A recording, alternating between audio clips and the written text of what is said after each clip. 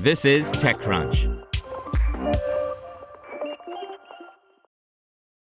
The United States Supreme Court ruled Friday to uphold a Texas law requiring websites with sexual material harmful to minors to verify the ages of all visitors. The Free Speech Coalition, FSC, a trade association for the adult industry, had brought the lawsuit against Texas Attorney General Ken Paxton, challenging the state's age verification law. The power to require age verification is within a state's authority to prevent children from accessing sexually explicit content, Justice Clarence Thomas wrote in the court opinion. The court sided 6-3 in Paxton's favor, with Justices Elena Kagan, Sonia Sotomayor, and Ketanji Brown Jackson dissenting. Age verification in this context does not mean mindlessly clicking a box to declare that you are an adult. It means uploading government ID documents or using third-party verification platforms to prove your age. This decision has far-reaching ramifications for internet privacy. 18 states have already enacted laws requiring age verification to access such websites, while 6 additional states have passed legislation that has not yet taken effect. Under the Texas law that the FSC challenged, a pornographic website is defined as having at least one-third of its content deemed harmful to minors. Internet privacy advocates have long criticized these age checks for their potential to compromise users' digital security, even when verification companies vow not to retain identifying information. In some cases, these age checks are conducted via government tools, and it's not abnormal for hackers to breach government databases. At a time when LGBTQ rights are under attack in the U.S., activists have protested that laws like this could be used to classify non-pornographic information about the LGBTQ community, as well as basic sex education, to be sexual material harmful to minors. These concerns appear well-founded, given that President Trump's administration has removed references to civil rights movements and LGBTQ history from some government websites. The original Texas age verification law, HB 1181, was passed around the same time the state imposed other legal restrictions on the LGBTQ community, including limits on public drag shows and bans on gender-affirming care for minors.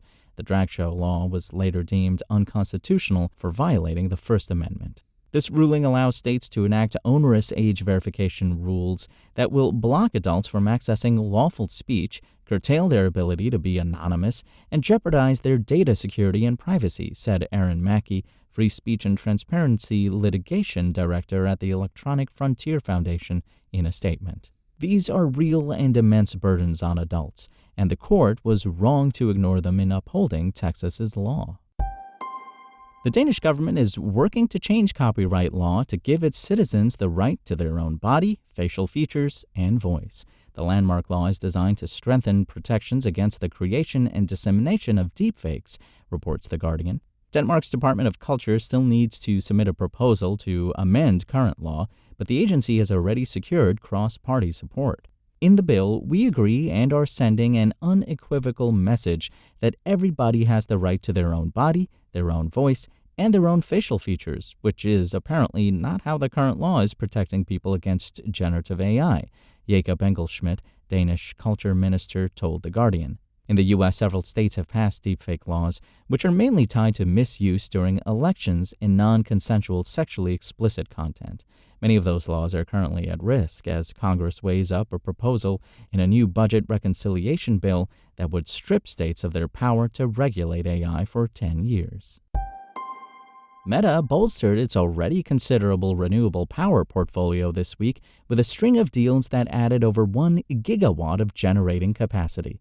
The social media company announced Thursday it will buy 791 megawatts of solar and wind power in Ohio, Arkansas, and Texas from project developer Invenergy.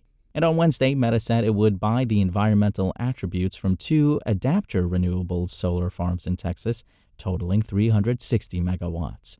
The various projects are expected to come online in 2027 and 2028.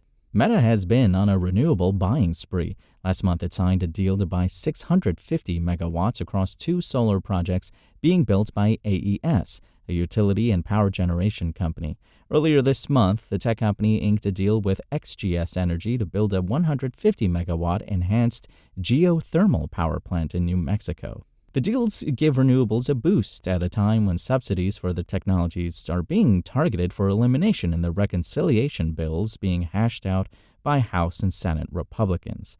Solar power, in particular, is the fastest way for data centers to acquire new power today. A typical solar farm can be completed in about 18 months, with phased construction allowing some to provide electrons even sooner than that. That's all for now. For more stories like this one, visit TechCrunch.com.